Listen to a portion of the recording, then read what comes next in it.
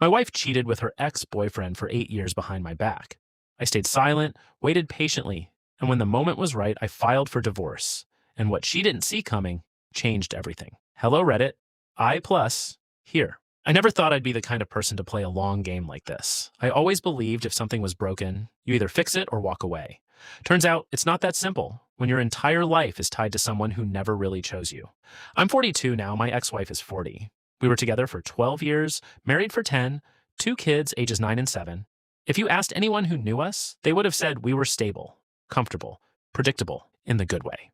She had a high-profile career, the kind where her name carried weight in certain circles. I had a steady job, flexible enough to handle most of the parenting. School runs, homework, doctor appointments. I was present. I thought that mattered. Before me, there was someone else. A guy she had been with since she was a teenager. Intense, messy, the kind of relationship that burns hot and destroys everything around it. Her parents hated him. Not mildly disliked, hated. They threatened to cut her off completely if she stayed, so she didn't. Not officially, anyway. That's when I came into the picture. I thought I met someone who was ready to move forward. She saw someone safe, someone acceptable. We got married after 2 years. Her parents pushed hard for a prenup. I didn't fight it. I was in love. I wasn't thinking about exit strategies. The agreement was simple and brutal. If the marriage ended before 10 years, I left with almost nothing. After 10 years, everything was split evenly, as long as I wasn't the one at fault. I signed it like it didn't matter. For a long time, I believed it didn't. 8 years into the marriage, everything changed. It wasn't some dramatic discovery, no lipstick on a collar, no suspicious late-night calls. It was something small. She asked me to help fix her phone, said it was glitching. It wasn't. I found messages. At first, I didn't understand what I was looking at. Then it started to click. The tone, the familiarity, the history. It was him. Not a one-time slip, not a short relapse. An ongoing relationship that had been running parallel to our entire marriage. 8 years. Every work trip that ran long, every conference. Every unexplained gap in her schedule. It all made sense. I remember sitting there, phone in my hand, feeling like the ground had just dropped out from under me. 8 years of my life reframed in a matter of minutes. I wish I could tell you I confronted her immediately, that I stood up for myself. I didn't. I shut down. At first it was survival. I couldn't process it, couldn't even think straight. But then something else took over, something colder, clarity. I had already unknowingly lived through 8 years of betrayal. The damage was done. Confronting her right then would have meant walking away with nothing, starting over from scratch while she kept everything I helped build. So I made a decision. I would wait.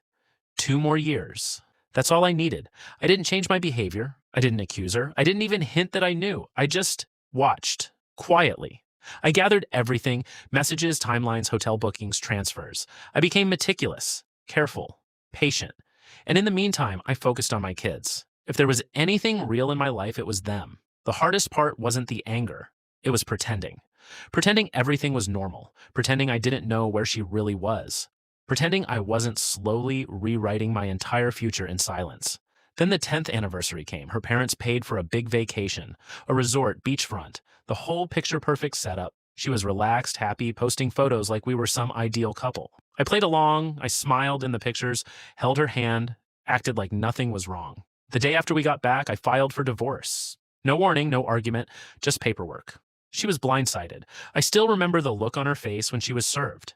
Confusion first, then disbelief, then anger. She kept asking the same question over and over. Why? I gave her the simplest answer. We're not compatible anymore. She didn't accept that. Of course she didn't. But I wasn't ready to show my hand. That came later.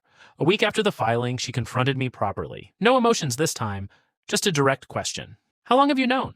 2 years. That's when everything exploded. Not tears, not guilt, rage.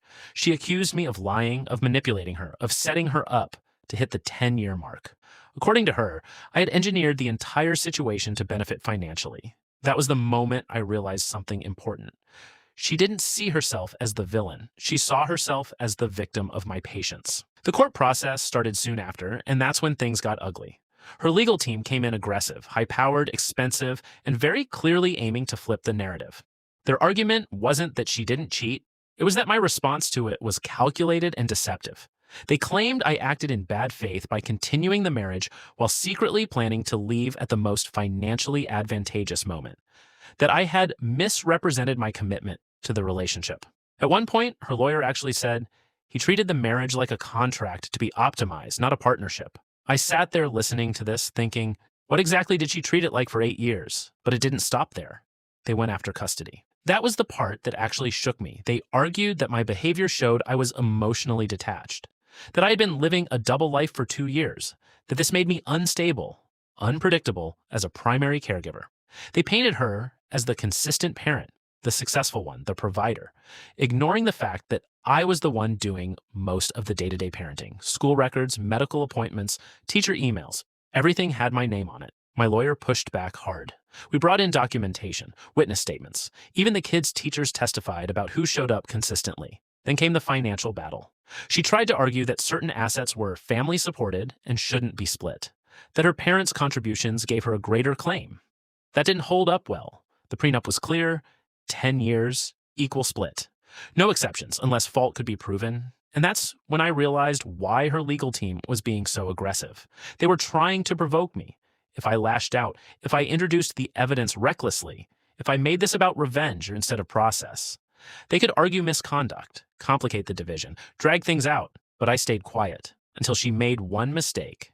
During a custody hearing, she implied under oath that there had been no significant third-party involvement in our marriage. That was it.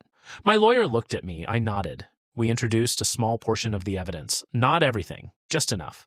Dates, messages, overlapping timelines. The courtroom shifted. Her confidence cracked for the first time. Her lawyer tried to object, tried to contain it, but the damage was done. The judge allowed it, especially since it directly contradicted her statement. After that, the tone changed. Settlement talks became more reasonable. Custody shifted toward joint, with primary residence leaning in my favor. Not because I fought dirty, but because I stayed consistent. The financial split held, 50-50. In the end, it didn't become the war it could have been, but it got close. Now everything is finalized. We barely speak outside of what's necessary for the kids. She still believes I betrayed her.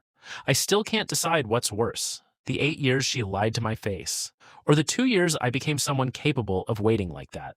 So here I am, life rebuilt, kids are stable, financially secure, and still wondering, did I handle this the right way? Or did I just learn how to play the same game she did, only better? It's been a few months since everything was finalized. On paper, I got what I planned for.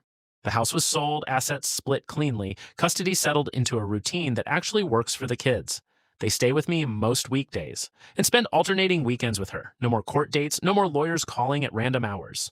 From the outside, it looks like a clean ending. It isn't. The kids adjusted faster than I expected. That part I'm grateful for. They ask fewer questions now. The older one figured out more than I ever said, but hasn't pushed. Just watches me sometimes, like trying to understand something I haven't explained. She, on the other hand, hasn't really moved on. At first, she tried to keep things friendly. Casual messages that had nothing to do with the kids, little jokes, reminders of old memories. I kept everything neutral and short. Then came the shift. She started rewriting the story. Not in court this time, but in our shared circles, mutual friends, extended family, even a couple of the kids' parents from school. The narrative became that I was emotionally checked out for years and planned my exit long before the divorce. Technically true in a very specific way, just missing the reason why. I didn't chase it, didn't correct people. Anyone who really mattered already knew enough, and I wasn't interested in dragging the past through another round of explanations. The interesting part? The other guy's situation collapsed on its own. I didn't have to do anything. Apparently, secrets that last that long don't stay buried forever. His partner found out. I don't know the details, and I didn't ask. I just heard through the same quiet channels people use to pass along messy news. My ex tried reaching out after that. Not to apologize, to talk. Said she felt like everything had spiraled out of control, that she never thought it would end like this. I almost responded. Then I realized something. For the first time in over a decade, my life was quiet. No pretending, no calculating, no waiting, just normal. So I didn't reply. These days my routine is simple. Work, kids, home. It's not exciting, but it's real. And after everything, that's enough. Do I regret how I handled it? Sometimes. Not because she deserved better, but because carrying that knowledge for 2 years changed me in ways I'm still unpacking. At the same time, I know this. If I had acted the moment I found out, I would have walked away with nothing. Less time with my kids, less stability for them. And in the end, they're the only reason any of this mattered. She once told me I blindsided her. Maybe I did. But she built the situation I had to survive. I just chose the timing of my exit. So yeah, that's the full story. No big revenge moment, no dramatic final confrontation, just a quiet ending after a very long game. And honestly, I'm finally done playing.